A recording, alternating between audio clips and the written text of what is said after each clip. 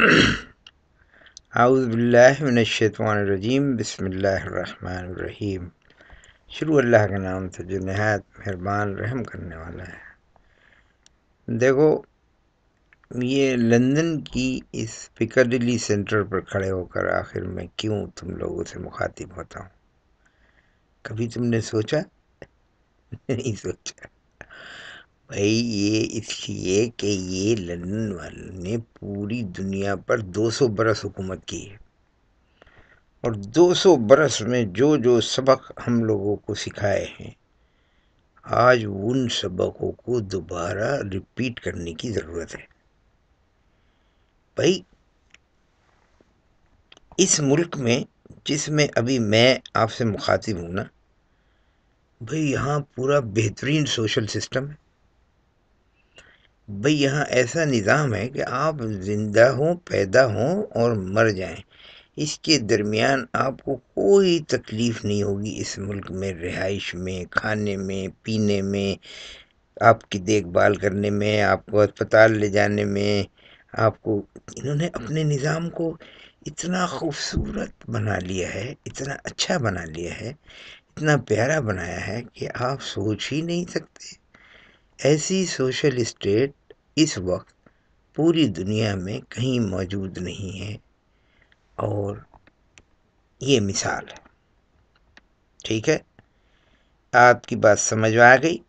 آج میں آپ کو کچھ عجیب سی کہانی سنانا چاہتا ہوں۔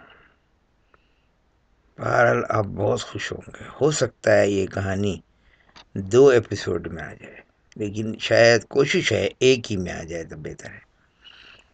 تو میرے دوستو، خصوصی طور پر میں مخاطب ہوں ان لوگوں سے جو رہتے ہیں ان ہرے جھنڈوں کے اندر۔ ہرے جھنڈوں کے انڈر میں جو رہتے ہیں ان سے خصوصی طور پر مخاطب ہوں۔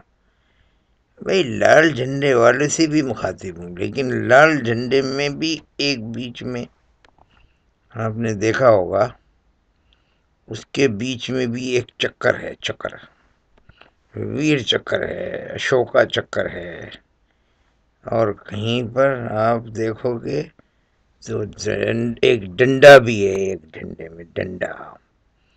اسی طرح کے ایک اور ہیں گول گول چکر، لال، پیلے، نیلے۔ بھائی انہی جھنڈے والوں سے میرا خطاب ہے آج۔ بھائی سمجھدار کو اشارہ کافی ہے، آپ کو بھی اشارہ کافی ہے۔ بھائی کسی زمانے میں ایک استاد اور شاگرد بھائی سیر کو نکلے ملکوں۔ بھائی وہ کسی ہرے جھنڈے والے ملک میں چلے گئے سیر کرتے کرتے۔ جب وہاں پہنچے تو کیا دیکھتے ہیں، استاد نے وہاں کے ماحول کو بھانپ لیا، اور جب ماحول اس نے بھانپ لیا تو اس نے اپنے شاگرد سے کہا کہ یار بیٹا یہاں سے نکل بھاگو، کہیں ایسا نہ ہو کہ یہ جگہ بہت خطرناک ہے، کسی وقت بھی یہاں کچھ بھی ہو سکتا ہے۔ اس نے کہا یہاں سے نکل چلو، اور یہ مجھے لگتا ہے اندھی نگری چوپٹ راج ہے۔ شاگرد ہنسا، کہنے لگا استاد یہاں جو مزے ہیں وہ آپ کو نظر نہیں آ رہے، آپ ہو چکے ہیں بوڑھے، اور میں ہوں جوان، خون میرا ہے، اور میں دیکھ رہا ہوں یہاں رات اور دن عیش ہی عیش ہیں، سکون ہی سکون ہے، مزے ہی مزے ہیں، عیش اور رنگینیاں ہی رنگینیاں ہیں۔ ایسی چیزیں تو میں نے کہیں دنیا میں دیکھی نہیں۔ یہاں تو ایک رات میں ارب پتی ہو سکتا ہوں، یہاں بہت دولت مند ہو سکتا ہوں ایک رات میں۔ یہاں تو بہت بڑی چیزیں ہیں، بہترین ہیروئنس ہیں، بہترین بوٹی ہیں، یہاں کھانے اور پینے کے مزے ہیں، یہاں فوڈ اسٹریٹس ہیں۔ آپ کو کیا پتہ ہے استاد، آپ کیا جانتے ہیں؟ آپ میرے خیال سے بوڑھے ہو چکے ہیں اور آپ کا خون ٹھنڈا ہو گیا ہے، اس لیے آپ کو یہاں کی رنگینیاں مزہ نہیں دے رہی۔ استاد نے کہا کہ ٹھیک ہے بیٹا، اگر آپ کو یہاں رنگینیاں نظر آ رہی ہیں اور وہ چیز نظر نہیں آ رہی، جو مجھ کو نظر آ رہی ہے، تو پھر آپ مجھے تو اجازت دو، میں یہاں سے جاتا ہوں اس ملک سے، اور آپ یہاں پر ٹھہر جاؤ۔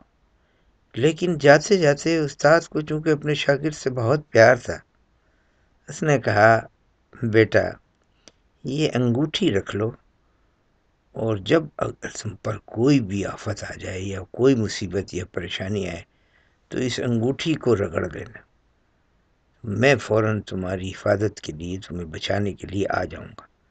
یہ کہہ کے استاد اس ملک سے نکل گئے۔ اور میرے دوستو، اب دوسرا ایپیسوڈ انشاءاللہ کل آپ سنیں گے، اور آپ کو بہت لطف آئے گا، آپ انتظار کرتے رہیے۔